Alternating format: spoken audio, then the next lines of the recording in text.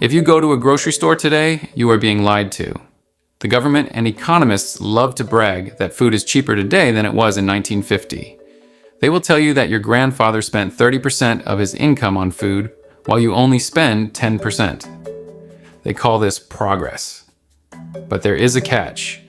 They are measuring the price of calories, they are not measuring the price of nutrients. In 1950, that 30% bought grass-fed steak, raw milk, and organic vegetables because that was the only kind of food that existed.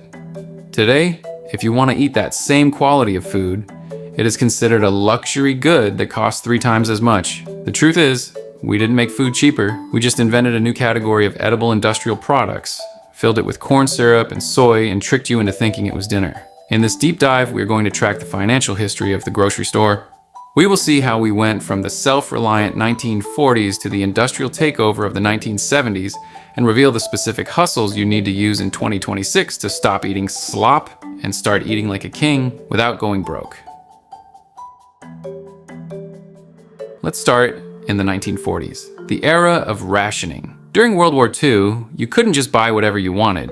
Meat, sugar, coffee, and canned goods were strictly rationed by the government.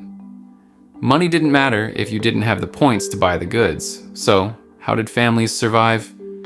They stopped being consumers and became producers. This was the era of the Victory Garden. It wasn't a hobby.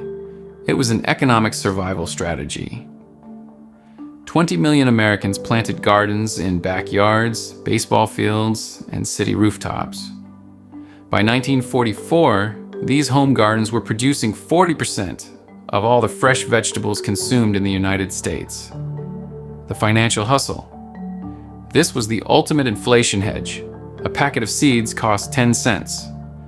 The produce it yielded was worth $50. That is a 50,000% return on investment. Families in the 40s realized that the only way to opt out of a scarcity market was to own the means of production. Fast forward to the 1970s, the era where the food system broke. The early 70s saw massive food inflation. The price of meat skyrocketed. President Nixon was terrified that high grocery bills would cost him the election. So, he unleashed his Secretary of Agriculture, Earl Butz. Earl Butz had a ruthless motto for American farmers: get big or get out. He dismantled the New Deal programs that supported small family farms and subsidized massive industrial monocultures of corn and soy. His goal was to drive the price of calories into the floor. And it worked. This is the moment high fructose corn syrup entered the supply chain. We stopped feeding cows grass, which is free, and started feeding them subsidized corn, which makes them fat and cheap. The financial hustle. Consumers in the 70s were getting crushed by inflation, so they invented the no-frills sugar strategy. This was the golden age of the generic aisle. People stopped paying for brands. They bought white cans simply labeled beer or peas. They survived by trading quality for price stability, unknowing that they were slowly being fed lower and lower quality ingredients. By the 1990s, the industrial takeover was complete. Now the game was about volume. This is the era of the club store, Costco and Sam's Club. The psychology shifted. The goal wasn't to buy good food, it was to buy a lot of food. The financial trap. The warehouse model convinced the middle class that spending $400 to save 20 cents on toilet paper was smart money. But it introduced the pantry inventory cost. You were tying up hundreds of dollars in cash flow to store processed food in your garage. And because you had a 5-pound bag of pretzels, you ate them faster. The 90s taught us to value quantity over quality. We filled our carts with highly palatable processed carbs because they were cheap, while the price of fresh meat and produce quietly started to creep up. Which brings us to the disaster of the 2000s. We are now paying the bill for the cheap food policies of the 70s. The industrial system is cracking. You have noticed it. A bag of chips is $6, but the bag is 20% smaller. This is shrinkflation. But the worst version is skimpflation. Manufacturers are quietly swapping out expensive ingredients, like butter or olive oil, for cheap inflammatory seed oils just to keep the price tag the same.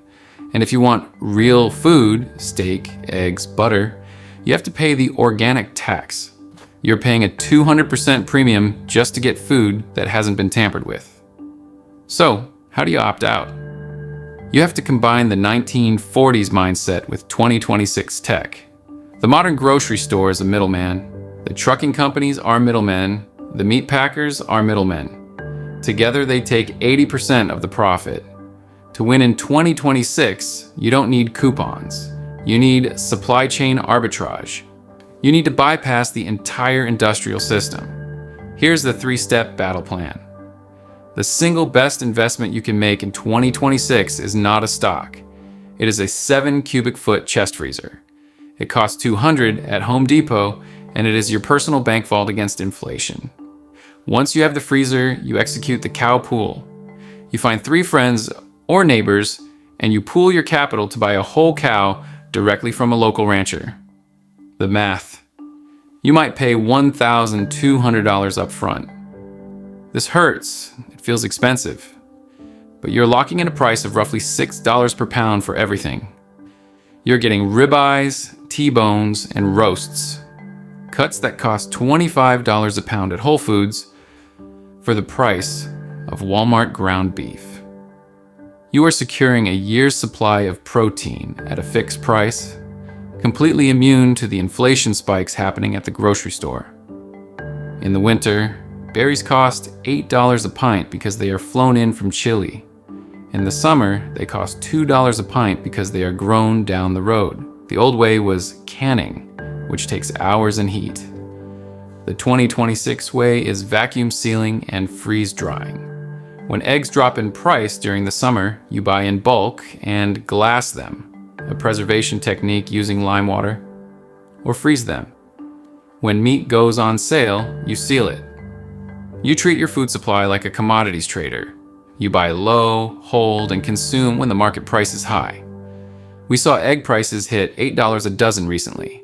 That wasn't inflation, that was supply shock. The 1940s, Victory Garden is back, but now it's the backyard flock. If you have a suburban yard, 3 chickens will convert your table scraps, free waste, into fresh protein daily. If you live in an apartment, you use the CSA 2.0 strategy. You don't just go to the farmer's market, you use apps like Simply Local or Eat Wild to find farmers selling subscriptions. You pay the farmer in January, giving them capital to buy seeds, and they give you a box of food every week all summer. You are investing in their business in exchange for wholesale pricing. The grocery store is a casino designed to make you buy corn and soy. The aisles are engineered to sell you food products that keep you hungry and broke. The only way to win is to stop playing their game. Stop looking for coupons on processed trash. Start looking for farmers. Stop paying for marketing. Start paying for nutrients. The system wants you to be a passive consumer of expensive calories. To survive 2026, you need to become an investor in your own biology. For more information on how people hustled their health through history and how you can apply those techniques to today, please be sure to hit that subscribe button and like this video.